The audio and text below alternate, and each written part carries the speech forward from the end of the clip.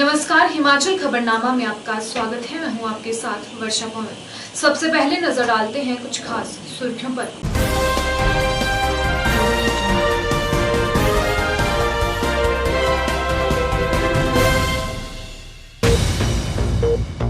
राष्ट्रपति रामनाथ कोविंद का 5 दिवसीय दौरा तय। 17 सितंबर को विधानसभा के विशेष सत्र को करेंगे संबोधित।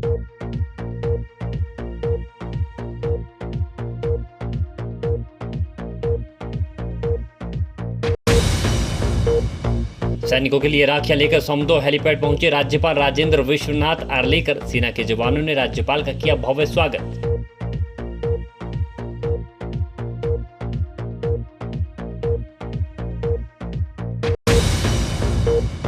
मुख्यमंत्री जयराम ठाकुर ने सरकाघाट विधानसभा क्षेत्र के ढलवान में उप तहसील खोलने और बलद्वाड़ा को नागरिक अस्पताल बनाने की घोषणा।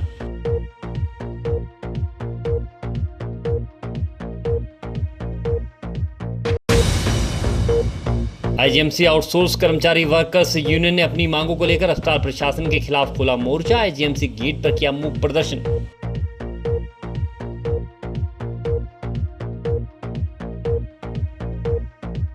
सुर्खियों के बाद अब खबरें विस्तार से। मुख्यमंत्री जयराम ठाकुर ने जिला मंडी के सरकाघाट विधानसभा क्षेत्र में 140 करोड़ रुपए की लागत की 12 विकासात्मक परियोजनाओं के उद्घाटन और शिलान्यास किए। इसमें 100 करोड़ रुपए की परियोजनाएं सरकाघाट क्षेत्र के बलद्वाड़ा में क्रियान्वित की जाएगी।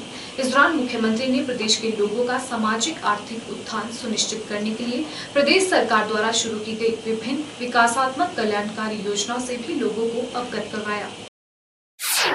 मुख्यमंत्री जयराम ठाकुर ने जिला मंडी के सरकाघाट विधानसभा क्षेत्र में 140 करोड़ रुपए की लागत की 12 विकासात्मक परियोजनाओं के उद्घाटन और शिलान्यास किए। इसमें 100 करोड़ रुपए की परियोजनाएं सरकाघाट क्षेत्र के बलद्वाड़ा में क्रियान्वित की जाएगी। मुख्यमंत्री ने तलाव में 2.91 करोड़ रुपए की लागत से बने 3311 केवी सब स्टेशन, ग्राम पंचायत नवानी, कशमेला, धनलग चैक, जहामत और नरोला के लिए डेहर में सतलुज नदी से 27.85 करोड़ रुपए की लागत की विभिन्न उठाऊ जलापूर्ति योजनाओं के संवर्धन कार्य, 3.14 करोड़ रुपए की लागत से बने खुडला, सारस, समलोन, खलथार सड़क और 2.83 करोड़ रुपए की लागत से बने अप्पर भमला में खरेड़ ददवान संपर्क मार्ग के उद्घाटन किए। मुख्यमंत्री ने 2.60 करोड़ रुपए की लागत से 3311 केवी सब स्टेशन खुडला की सिंगल सर्किट एचटी लाइन बिछाने, 2.78 करोड़ रुपए की लागत वाले अम्बला, गलू, धंधारा, हरवान सड़क जल शक्ति खंड सरकाघाट के अंतर्गत 85.25 करोड़ रुपए की लागत से विभिन्न उठाऊ जलापूर्ति व जलापूर्ति योजनाओं का स्रोत स्तर पर संवर्धन और सरकाघाट तहसील के ग्राम पंचायत नरोला के मटियारा में 2.12 करोड़ रुपए की लागत से बहाव सिंचाई व उठाऊ सिंचाई योजना के शिलान्यास किए। बलद्वाड़ा में जनसभा को संबोधित करते हुए मुख्यमंत्री ने राजकीय माध्यमिक पाठशाला कलखर को राजकीय उच्च पाठशाला में स्तरोन्नत करने, सामुदायिक स्वास्थ्य केंद्र बलद्वाड़ा को 50 बिस्तर क्षमता वाले नागरिक अस्पताल में स्तरोन्नत करने, राजकीय महाविद्यालय बलद्वाड़ा में विज्ञान की कक्षाएं आरंभ करने, ढलवान में उप तहसील खोलने, पत्रीघाट पशु औषधालय को पशु अस्पताल के रूप में स्तरोन्नत करने और बम्बला में हेलीपैड के निर्माण की घोषणा की। मुख्यमंत्री जयराम ठाकुर ने कहा कि प्रदेश में कोविड-19 के लिए लगभग 97% टीकाकरण का लक्ष्य हासिल कर लिया गया है। यह चिकित्सकों और पैरामेडिकल स्टाफ के परिश्रम के अतिरिक्त प्रदेशवासियों के सक्रिय सहयोग से संभव हो पाया है। उन्होंने कहा कि राज्य सरकार ने यह सुनिश्चित किया है कि प्रदेश में कोई भी व्यक्ति बिस्तर और ऑक्सीजन की अनुपलब्धता के कारण चिकित्सीय उपचार से वंचित न रहे। उन्होंने कहा कि देश में जब ये महामारी फैली थी उस समय प्रदेश में केवल 2 ऑक्सीजन संयंत्र थे, जबकि अब राज्य में लगभग 28 ऑक्सीजन संयंत्र स्थापित किए जा रहे हैं, जिनमें से 12 संयंत्र कार्यशील किए जा चुके हैं। मुख्यमंत्री ने कहा कि प्रदेश सरकार लोगों को भ्रष्टाचार मुक्त शासन प्रदान करने के लिए प्रतिबद्ध है। इस सरकार में भ्रष्टाचार के लिए कोई भी स्थान नहीं है और पिछले लगभग 3.5 वर्षों के कार्यकाल के दौरान भ्रष्टाचार का एक भी मामला सामने नहीं आया है। उन्होंने कहा कि प्रदेश के लोगों ने लोकसभा, पंचायती राज संस्थानों, स्थानीय शहरी निकायों और 2 विधानसभा क्षेत्रों के लिए हुए उपचुनाव में वर्तमान राज्य सरकार को भरपूर भरपूर सहयोग दिया है। मुख्यमंत्री जयराम ठाकुर ने प्रदेश के लोगों का सामाजिक आर्थिक उत्थान सुनिश्चित करने के लिए प्रदेश सरकार द्वारा शुरू की गई विभिन्न विकासात्मक कल्याणकारी योजनाओं से लोगों को अवगत करवाया। उन्होंने कहा कि गृहिणी सुविधा योजना के अंतर्गत 3.17 लाख पात्र परिवारों को निःशुल्क गैस कनेक्शन प्रदान किए गए। केंद्र सरकार की आयुष्मान भारत योजना का लाभ नहीं उठा पाने वाले गरीब परिवारों के लिए हिमकेयर योजना वरदान साबित हो रही है। इस योजना के अंतर्गत 1.75 लोग लाभान्वित हो रहे हैं। मुख्यमंत्री ने इस अवसर पर विभिन्न सामाजिक, सांस्कृतिक और राजनीतिक संगठनों को सम्मानित किया। वहीं जल शक्ति मंत्री महेंद्र सिंह ठाकुर ने विभिन्न विकासात्मक परियोजनाएं समर्पित करने के लिए क्षेत्र के लोगों की ओर से मुख्यमंत्री का आभार व्यक्त किया। उन्होंने प्रदेश में कोरोना महामारी से प्रभावी तरीके से निपटने के लिए मुख्यमंत्री का आभार व्यक्त किया। उन्होंने क्षेत्र के लोगों को आश्वासन दिया कि मुख्यमंत्री द्वारा आज किए गए जल आपूर्ति परियोजनाओं के शिलान्यासों का कार्य 1 वर्ष के भीतर पूरा किया जाएगा। आज एक बार फिर से सरकाघाट में लंबे अरसे के बाद आना हुआ है और जिस गर्मजोशी के साथ आप लोगों ने हमारा अभिनंदन किया, स्वागत किया, उसके लिए मैं आप सबका हृदय से आभार व्यक्त करता हूँ। मैं आप सबका आभार व्यक्त करना चाहूंगा कि आप सबका सहयोग मिला, समर्थन मिला लगातार 3.5 वर्ष के इस कार्यकाल में। बड़ी विकट परिस्थितियों के दौर में से गुजरना हुआ हम सब लोगों का और उस बात से आप अच्छी तरह से वाकिफ हैं। आज भी आपके बीच में हम यहाँ पर इस कार्यक्रम में आए हैं और मन में उस बात की चिंता है कि जहां हिमाचल प्रदेश में कोरोना के मामलों में कमी तो आई है, लेकिन फिर भी उसके बावजूद अभी तक भी मामले बीच में कई जगह निकल रहे हैं। लेकिन मुझे इस बात की प्रसन्नता है कि हिमाचल प्रदेश में कोविड के बहुत भीषण संकट में, कठिन दौर में हिमाचल प्रदेश की जनता का बहुत भरपूर सहयोग मिला और उसमें आप सबका भी आशीर्वाद रहा, आप सबका भी सहयोग मिला। कि अगर वैक्सीन की हम बात कहें, पूरा हिमाचल प्रदेश पूरे देश भर में पहले स्थान पर है। 97% पहली डोज हमारी पूर्ण हुई। मैं धन्यवाद करना चाहूंगा कि डॉक्टर्स का, पैरामेडिकल स्टाफ का, हमारे नर्सेज का, हमारे फार्मासिस्ट का, हमारे पुलिस के कर्मियों का, हमारे सफाई कर्मियों का, आशा वर्कर्स का, जिन्होंने अपने जीवन को संकट में डाल करके भी आदमी के जान को बचाने के लिए कोशिश। राज्यपाल राजेंद्र विश्वनाथ हार्लेकर ने समदोह में सेना के जवानों के साथ बातचीत की। राज्यपाल का लाहौल स्पीति जिले के 2 दिवसीय दौरे पर समदोह सेना हेलीपैड पहुंचने पर सैन्य अधिकारियों ने स्वागत किया। प्रदेश के जनजातीय क्षेत्र का यह उनका पहला दौरा है। उन्होंने कहा कि आर्मी क्षेत्र में उनके दौरे का मुख्य उद्देश्य हिमाचल के सीमावर्ती क्षेत्रों में तैनात सैनिकों को बुआ की छात्राओं द्वारा भेजी गई राखी पहुँचाना है। लेडी गवर्नर अनघा हार्लेकर भी इस अवसर पर उनके साथ थी। राज्यपाल ने इस अवसर पर सैनिकों से बातचीत कर उनके अनुभवों को साझा किया। वहीं लेडी गवर्नर ने भी देशभक्ति गीत गाकर सैनिकों का मनोबल बढ़ाया। हिमाचल प्रदेश अपने पूर्ण राज्यत्व के 50 वर्ष पूरे कर चुका है। हिमाचल की स्थापना के 50 वर्ष पूरे होने पर वर्ष 2021 को स्वर्णिम हिमाचल की यात्रा के रूप में मनाया जा रहा है। इस यात्रा को यादगार बनाने के लिए सरकार ने कई तरह के कार्यक्रम आयोजित करने का फैसला लिया था, लेकिन कोरोना की वजह से कुछ एक कार्यक्रम नहीं हो पाए। इसी के तहत 17 सितंबर को एक दिन का हिमाचल प्रदेश विधानसभा का विशेष सत्र बुलाया जा रहा है। हिमाचल की स्थापना के 50 वर्ष पूरे होने पर वर्ष 2021 को स्वर्णिम हिमाचल की यात्रा के रूप में मनाया जा रहा है। इस यात्रा को यादगार बनाने के लिए सरकार ने कई तरह के कार्यक्रम आयोजित करने का फैसला लिया था, लेकिन कोरोना की वजह से कुछ एक कार्यक्रम नहीं हो पाए। इसी के तहत 17 सितंबर को एक दिन का हिमाचल प्रदेश विधानसभा का विशेष सत्र बुलाया जा रहा है। इस सत्र में महामहिम राष्ट्रपति रामनाथ कोविंद मुख्य अतिथि के रूप में शिरकत करने आ रहे हैं। यह बात विधानसभा अध्यक्ष विपिन सिंह परमार ने कही। उन्होंने बताया कि 17 सितंबर को हिमाचल विधानसभा में राष्ट्रपति का 1 घंटे का अभिभाषण होगा, जिसको लेकर हिमाचल विधानसभा ने तैयारियां शुरू कर दी है।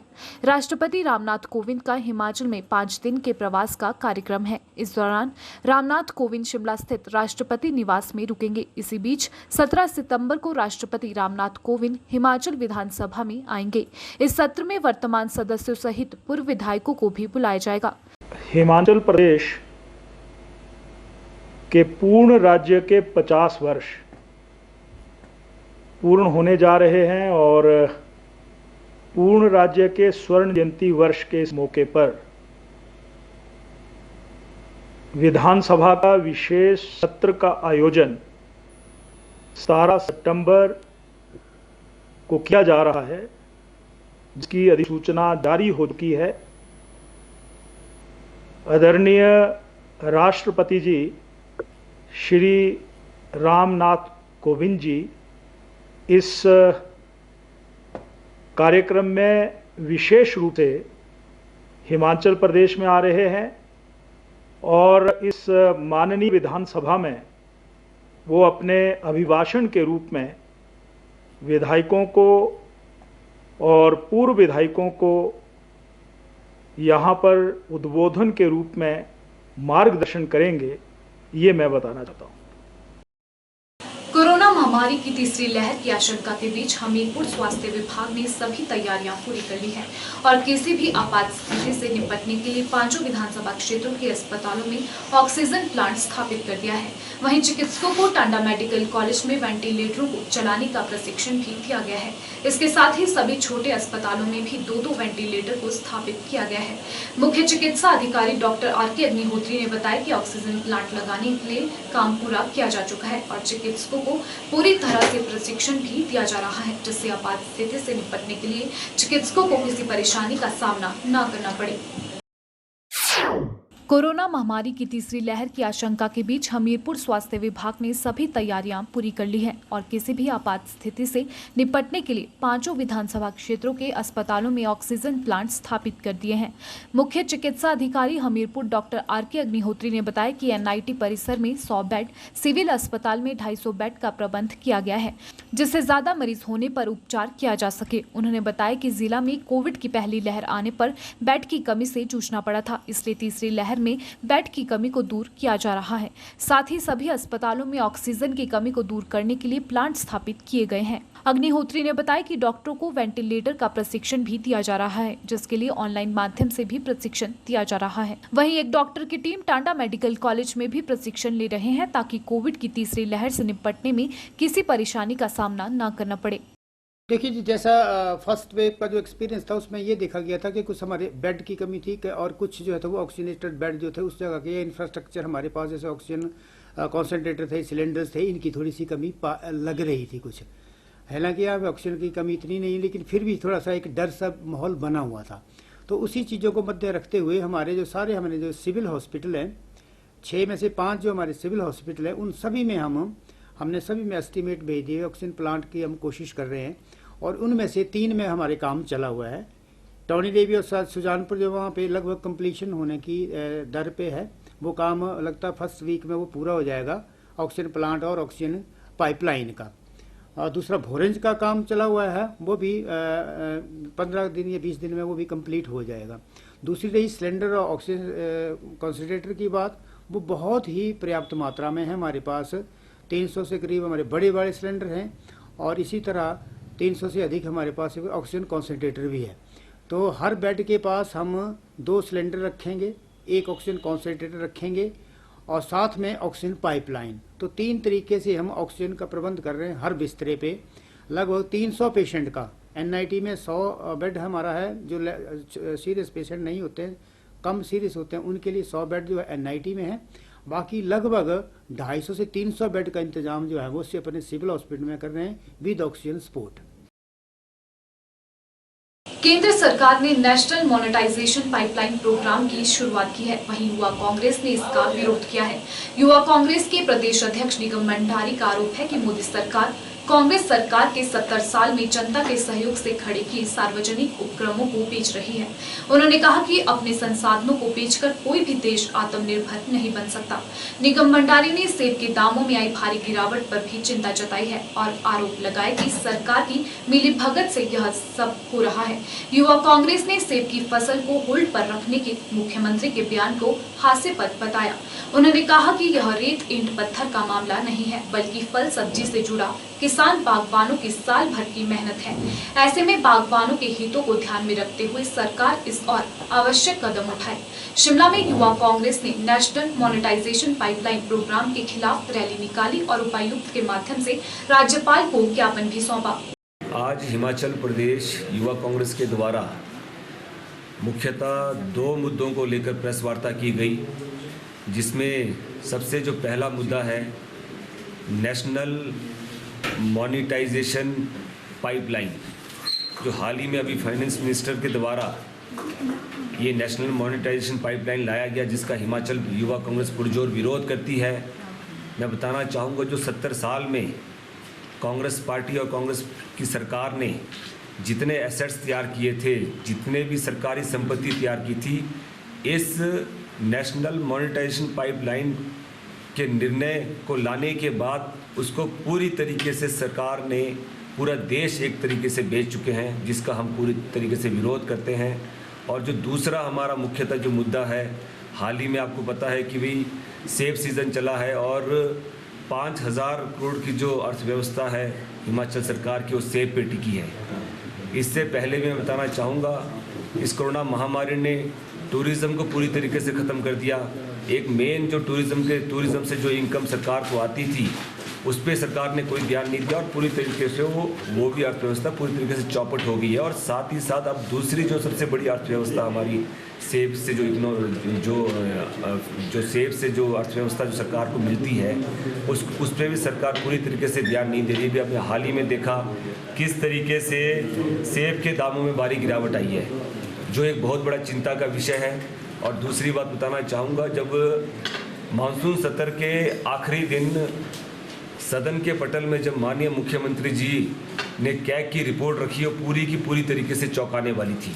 इसमें कई तरीके से मैंने कहा कि पूरी तरीके से चौंकाने वाली थी, पर आज जो मुद्दा है हमारा सेब का है, मैं कैग की रिपोर्ट में जो इस पे हॉर्टिकल्चर पॉलिसीज़ पे जो प्रश्न चिन्ह उठाए गए, उस पे मैं सरकार से पूछना चाहूँगा कि अभी तक आपने इस पे क्या निर्णय लिया। और जिस दिन ये कैग की रिपोर्ट आई, सरकार पूरी तरीके से बिल्कुल ही इसको इग्नोर करते हुए, नज़रअंदाज करते हुए सरकार ने इस पे कोई जवाब नहीं दिया।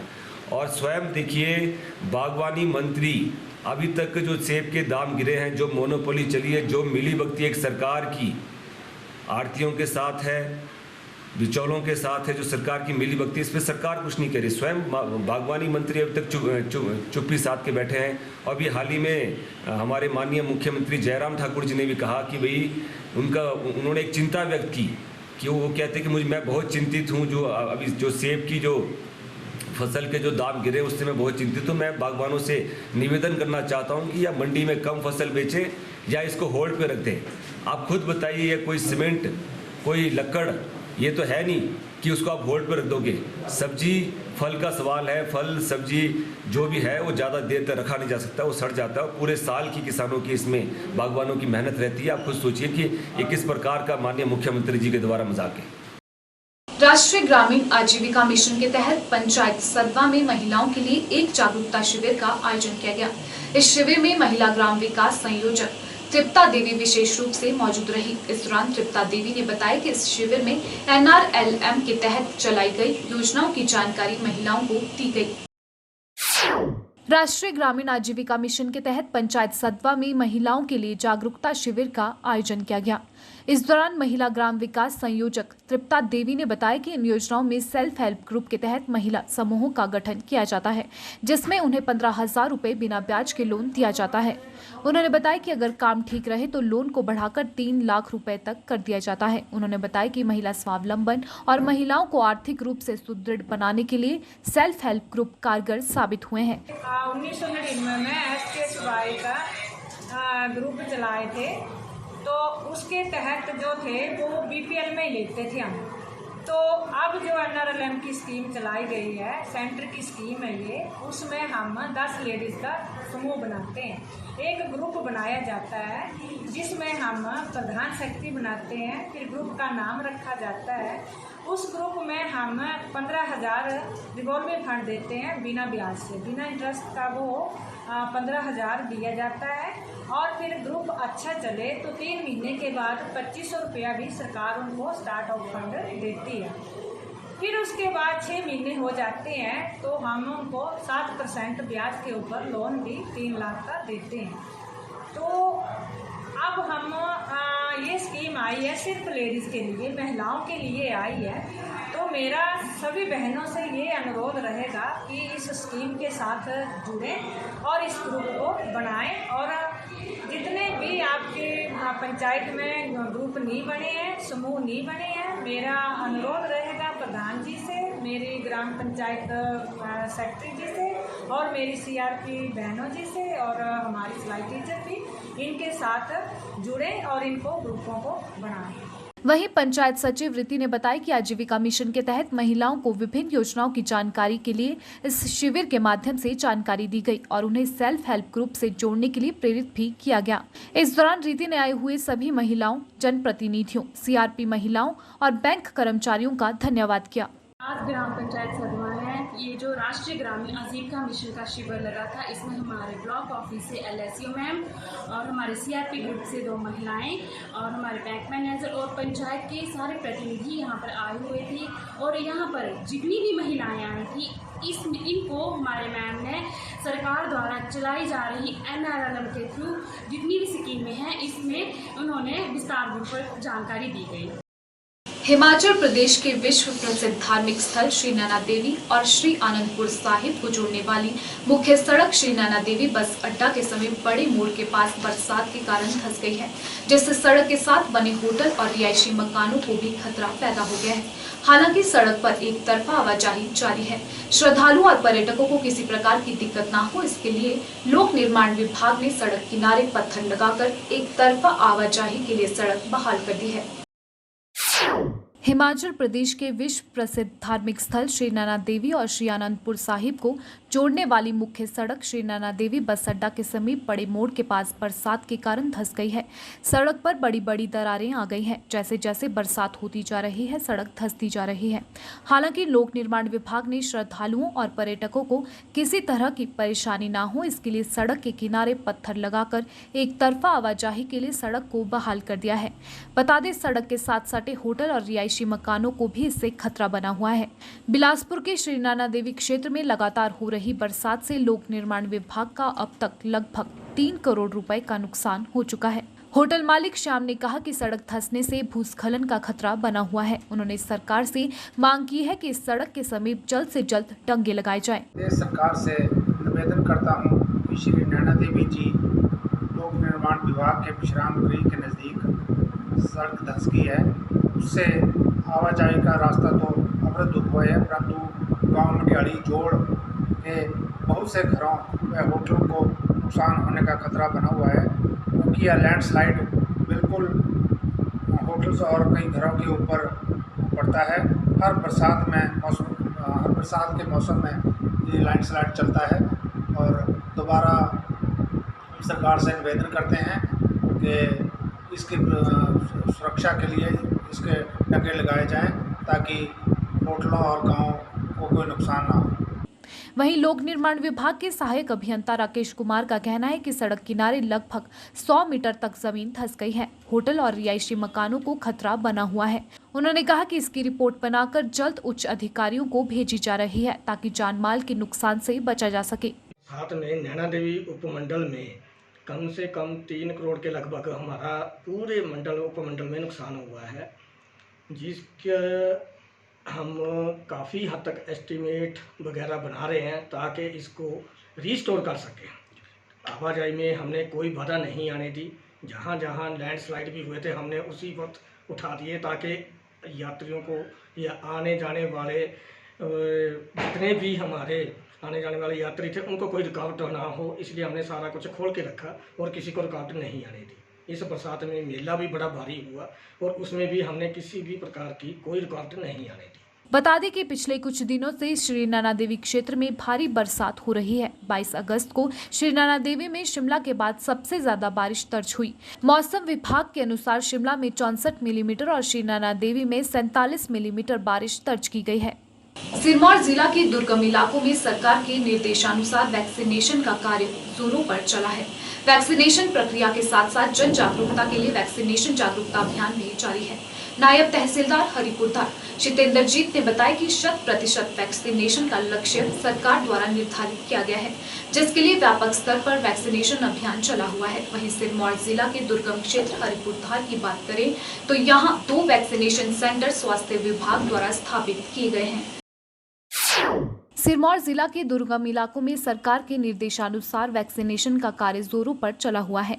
नायब तहसीलदार हरिपुरधार सितेंद्र ने बताया कि 100% वैक्सीनेशन का लक्ष्य सरकार द्वारा निर्धारित किया गया है, जिसके लिए व्यापक स्तर पर वैक्सीनेशन अभियान चला हुआ है। उन्होंने कहा कि हरिपुरधार में बस स्टैंड के अलावा माता भंगियाणी मंदिर परिसर में वैक्सीनेशन सेंटर स्थापित किए गए हैं, जहां बड़ी संख्या में लोग वैक्सीनेशन के लिए आगे आ रहे हैं। वहीं स्थानीय पटवार वृत्त के पटवारी सुरेंद्र शर्मा ने बताया कि सरकार के निर्देशानुसार लोगों को वैक्सीनेशन के लिए लाउड स्पीकर के जरिए जागरूक किया जा रहा है, जिसके लिए जगह जगह जागरूकता वाहन जा रहे हैं और लोगों से अपील की जा रही है कि अपने नजदीकी वैक्सीनेशन सेंटर में जल्द से जल्द वैक्सीन करवाना सुनिश्चित करें।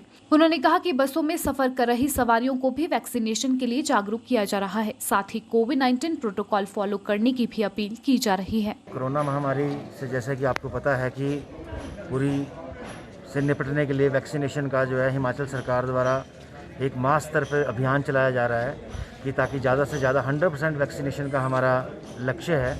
और उसके लिए आज हरिपुरधार में जो है हमने बस स्टॉप पे एक वैक्सीनेशन सेंटर रखा है, एक ऊपर माता भंगियाणी मंदिर कैंपस में रखा है और अभी तक जो है यहाँ पे अच्छा रिस्पांस मिल रहा है। जो भी लोग आ रहे हैं, हम तकरीबन 65 लोग जो हैं यहाँ पे अभी तक वैक्सीनेशन करवा चुके हैं तथा आपके माध्यम से भी हम ये संदेश देना चाहते हैं कि ज़्यादा से ज़्यादा लोग जिन्होंने अभी तक अपने आप को वैक्सीन नहीं लगवाई है वो अपने नज़दीकी सेंटरों में जो है जाके वैक्सीनेशन करवाएं और इस महामारी से ताकि हम लड़ सकें और इस महामारी से हम जीत सकें।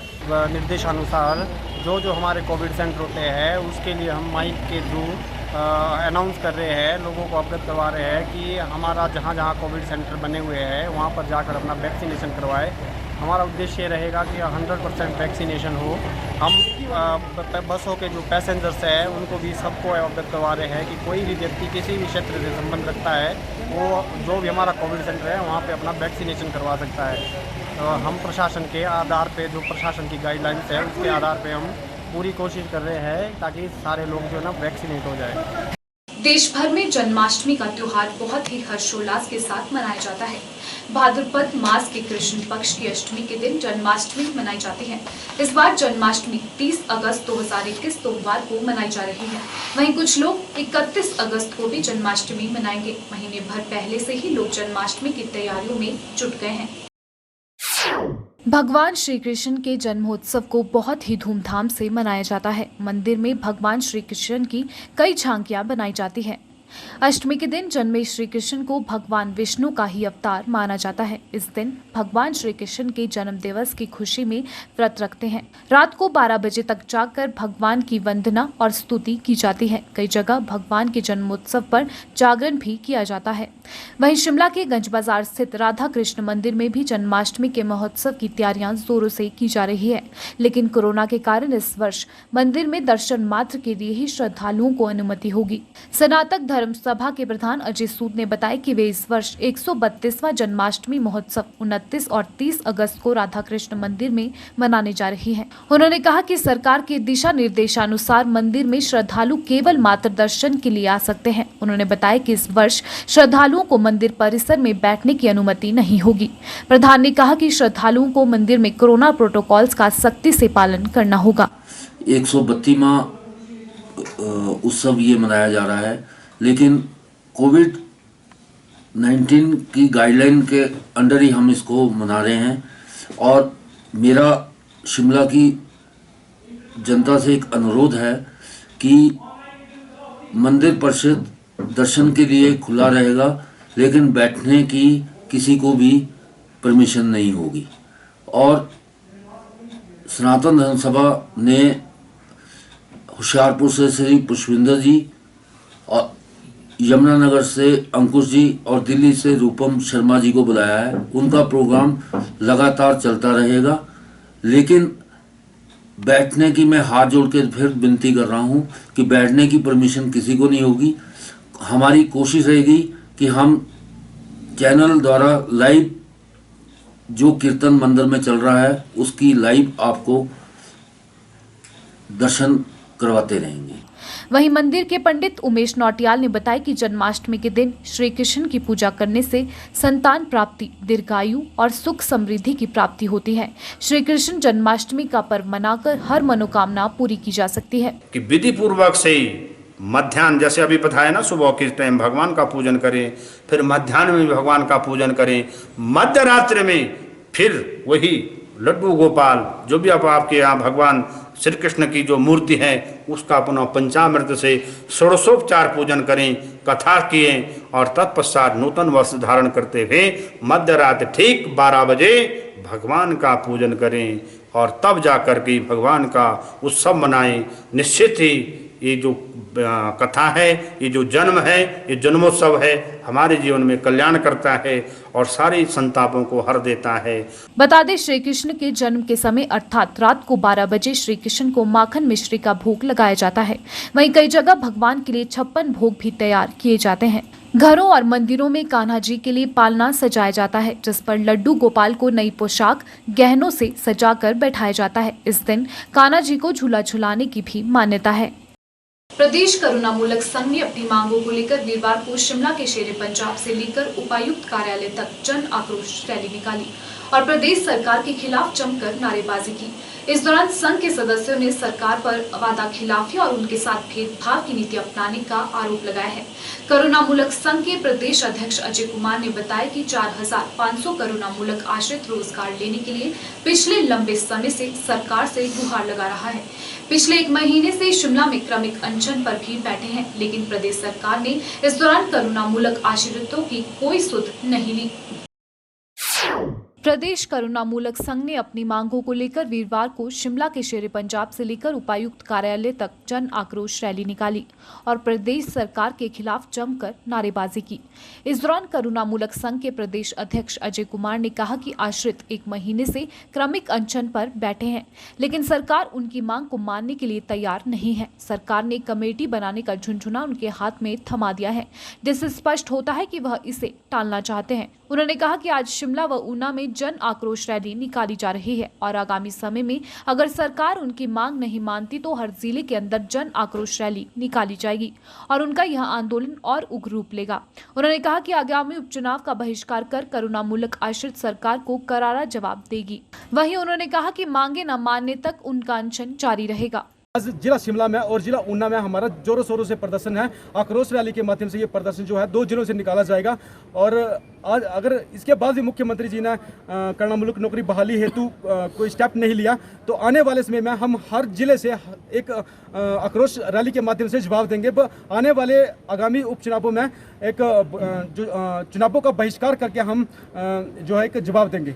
मुख्यमंत्री ने एक समिति बनाने का आश्वासन दिया था, कमेटी का हवाला दिया था कि जल्द से जल्द एक कमेटी बनाई जाएगी, लेकिन कमेटियां तब बनाई जाती हैं जब मामले जो होते हैं, जो मैटर जो होते हैं 1-1.5 साल लटकाने होते हैं। क्योंकि एक साल सरकार को बचा है तो मैं माननीय मुख्यमंत्री से इस प्रेस मीटिंग के माध्यम से पूछना चाहता हूं कि 4 साल में क्या किया जो 1 साल में कर पाएंगे।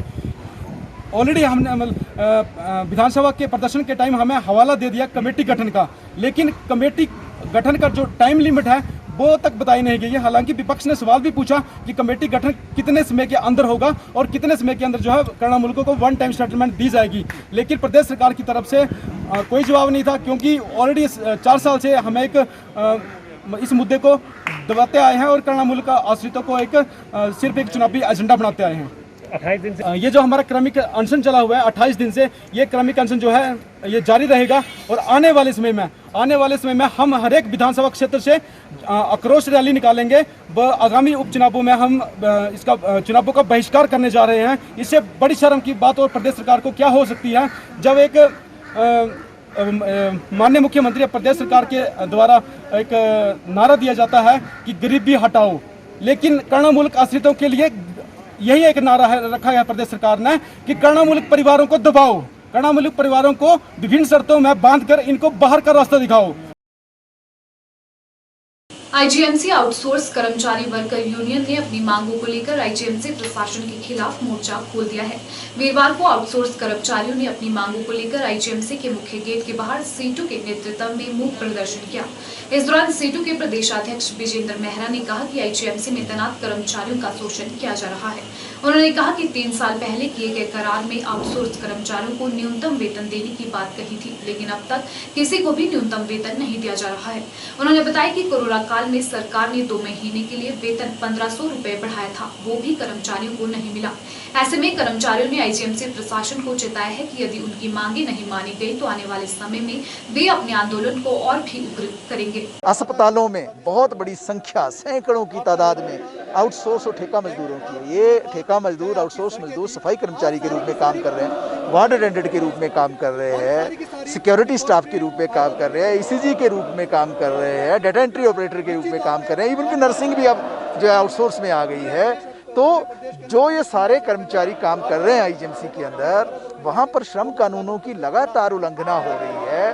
3 साल पहले जो समझौता आईजीएमसी के प्रबंधन और ठेकेदारों ने किया था, उस समझौते को भी लागू वो नहीं कर रहे हैं। और इसके साथ साथ जो बुनियादी चीज़ें हैं श्रम कानून के तहत, जैसे प्रदेश सरकार ने जो है मार्च के महीने में बजट सत्र में ये घोषणा की थी कि मजदूरों को अब 9000 रुपया वेतन मिलेगा, लेकिन आईजीएमसी के अंदर वो 6 महीने बीतने के बावजूद भी नहीं मिलता है, अभी भी उनको 750 रुपया कम मिलता है। वहाँ ज़्यादातर महिलाएं हैं काम करने वाली, उनको ड्रेस बदलनी है, उनके लिए चेंजिंग रूम की व्यवस्था नहीं है। एक महिला क्या टॉयलेट में जाके क्या कपड़े बदलेगी या किसी गैलरी में कपड़े बदलेगी, उसकी सुरक्षा कैसे सुनिश्चित होगी? जो सुप्रीम कोर्ट की इतनी सारी जजमेंट्स जो है महिलाओं की सुरक्षा की बात कर रही है, वो वहाँ पूरा तरह से धज्जियाँ उड़ रही हैं। ड्रेस चाहिए काम करने के लिए, अस्पताल के अंदर बाकायदा एक ड्रेस मिलती है, लेकिन पिछले 3 साल से ठेकेदार जो हैं वो ड्रेस नहीं दे रहे हैं मजदूरों को। वो 2 ड्रेस बिल्कुल किसी भी रूप में मिलनी चाहिए 1 साल की। इसके साथ साथ जो महिलाएं हैं उनको प्रसूति अवकाश नहीं मिल रहा है, पूरे वर्कर जो वहाँ काम करते हैं उनको लिए छुट्टियों की सुविधा नहीं है। कोरोना काल में जो बेहतरीन सेवाएं जो इन मजदूरों ने दी, तो सरकार ने घोषणा की कि इनको पर शिफ्ट जो है हर शिफ्ट में 200 रुपये एक्स्ट्रा देंगे, वो आज तक नहीं मिला। दिसंबर में वो घोषणा हुई थी 2020 में, आज कितने महीने हो गए, आज 9 महीने बीत गए। जो मार्च में घोषणा की कि अप्रैल और मई के लिए जो 1500 रुपये एक्स्ट्रा दिया जाएगा इन वर्कर्स को, वो पैसा नहीं मिला। जब इन चीज़ों की बात उठाते हैं मजदूर, तो मजदूरों को ये सुविधाएं तो मिलती नहीं हैं, लेकिन उसके बजाय क्या होता है कि मजदूरों को डराया जाता है, धमकाया जाता है, उनको नौकरियों से निकाला जा रहा है, गैर कानूनी तरीके से उनकी छटनी की जा रही है, उनको धमकियां दी जा रही हैं और पूरी तरह से उनकी प्रताड़ना चल रही है। जो कोरोना काल में जो मजदूर नौकरी पे लगाए भी गए स्पेशल सर्विसेज के लिए, आज उनको निकालने की साजिश की जा रही है, उनको 2-2 महीने से वेतन नहीं है। इन सारे सवालों को लेकर जो है ये प्रदर्शन जो है हमने किया आईजीएमसी के बाहर। अफगानिस्तान के 3 गुरुद्वारों में रखी गुरु ग्रंथ साहिब को वापस भारत लाया गया है। दिल्ली एयरपोर्ट पर गुरु ग्रंथ साहिब के पहुंचने के बाद केंद्रीय मंत्री हरदीप पुरी ने उनको सिर पर रखकर नमन किया और एयरपोर्ट टर्मिनल तक लाए। इसके बाद अकाली दल नेता और शिरोमणि गुरुद्वारा प्रबंधन कमेटी दिल्ली के अध्यक्ष मनजिंदर सिंह सिरसा ने एयरपोर्ट पर खास तौर से लाई गई पालकी में गुरु ग्रंथ साहिब की प्रतियों को रखकर पश्चिमी दिल्ली के महावीर नगर गुरुद्वारे तक पहुंचाया, जहां पर उनको स्थापित करने के बाद शबद कीर्तन और अरदास किया गया। गुरुद्वारा सिंह सभा द्वारा इसके लिए प्रधानमंत्री नरेंद्र मोदी और केंद्रीय मंत्री हरदीप पुरी का धन्यवाद किया गया। आज जो गुरुद्वारा सिंह सभा शिमला का सारा डेपुटेशन और समूह लोकल शहर के गुरुद्वारा साहब के सबके प्रधान और जनरल सेक्रेटरी आए हैं। आज ये पहले तो हमने आज सुबह अरदास कराई थी अफ़गानिस्तान से जो गुरु ग्रंथ साहब जी के स्वरूप आए हैं उस पर लक्ष्मी और जो लोग यहाँ पहुँचे हैं उनके लिए कि और भारत सरकार का धन्यवाद किया है, खास करके प्रधानमंत्री नरेंद्र मोदी जी का विशेष तौर से दिल की गहराइयों से धन्यवाद किया है कि जो कल 3 स्वरूप गुरु ग्रंथ साहब जी के दिल्ली पहुँचे थे उसमें हमारे कैबिनेट मिनिस्टर हरदीप सिंह पुरी जी और वी मुरलीधरन जी ने उनको रिसीव किया और दिल्ली गुरुद्वारा सिख गुरुद्वारा प्रबंधक कमेटी ने उसको अपना गुरुद्वारा साहब जो काबुली गुरुद्वारा बोलते हैं वहाँ शोभित किया है। हम उनका हार्दिक दिल की गहराइयों से धन्यवाद करते हैं और हमने भारत सरकार से एक आग्रह किया, जो लोग आ रहे हैं माइनॉरिटीज़ के लोग आ रहे हैं, जो आपको पता ही है तालिबान का आज की डेट में हाल है, लोग डर रहे हैं, जानों से घबरा रहे हैं, कामकाज उनके जैसा आपको पता है कि लड़कियों को काम करने के लिए मना कर दिया गया, एंकर्स को बंद कर दिया गया है, जैसे तालिबानी रूल चल रहा है आज की डेट में, लोग डरे हुए हैं, अपनी जानें बचा के हिंदुस्तान की तरफ दौड़ रहे हैं। तो हमारा सरकार से यही आग्रह रहेगा कि उनको नागरिकता का हक, आर्थिक मदद जो भी संभव हो सकता है उनको जरूर की जाए, जो लोग अपना यहाँ जीवन अच्छे ढंग से व्यतीत कर सकें। HPUSSA लिमिटेड ने विभिन्न विभागों में आउटसोर्स और प्रदेश की मल्टीनेशनल कंपनियों में नौकरी के लिए आवेदन आमंत्रित किए हैं। एनजीओ के माध्यम से भरे जाने वाले इन पदों के लिए इच्छुक महिलाएं और पुरुष अभ्यर्थी 31 अगस्त तक व्हाट्सएप नंबर 6230256177 पर अपना बायोडाटा भेजकर आवेदन कर सकते हैं। चयन प्रक्रिया लिखित परीक्षा और इंटरव्यू के आधार पर की जाएगी। हमारी एनजीओ ने विभिन्न पदों को भरने के लिए इच्छुक अभ्यर्थियों से आवेदन पत्र आमंत्रित किए गए हैं। प्रदेश के कोई भी इच्छुक महिला व पुरुष उम्मीदवार अपना बायोडाटा, फ़ोन नंबर सहित 31 अगस्त 2021 तक संगठन के व्हाट्सएप नंबर 62 302 56 177 पर अपना आवेदन भेज सकते हैं और 31 अगस्त तक हमने आवेदन लेने हैं प्रदेश के इच्छुक अभ्यर्थियों से और उनका चयन हिमाचल सामान्य ज्ञान की लिखित परीक्षा और एवरीडे साइंस और कंप्यूटर नॉलेज के आधार पर ही चयन किया जाएगा और उसके बाद जो है इंटरव्यू आयोजित की जाएगी। और कोरोना वायरस के चलते प्रदेश में लिखित परीक्षा ऑनलाइन ही ली जाएगी और इंटरव्यू में मुख्य तौर पर हिमाचल सरकार के दिशा निर्देशों का पालन करते हुए इंटरव्यू जो है सोशल डिस्टेंसिंग में ही पूरी की जाएगी और चयनित उम्मीदवारों को हिमाचल प्रदेश के किसी भी ज़िले में स्थायी तौर पर हम नियुक्त करेंगे और उनका डाटा जो है वो रिकॉर्ड के तहत अपने पास जो है सम्मिलित रखेंगे। हिमाचल खबरनामा के इस अंक में इतना ही। नमस्कार।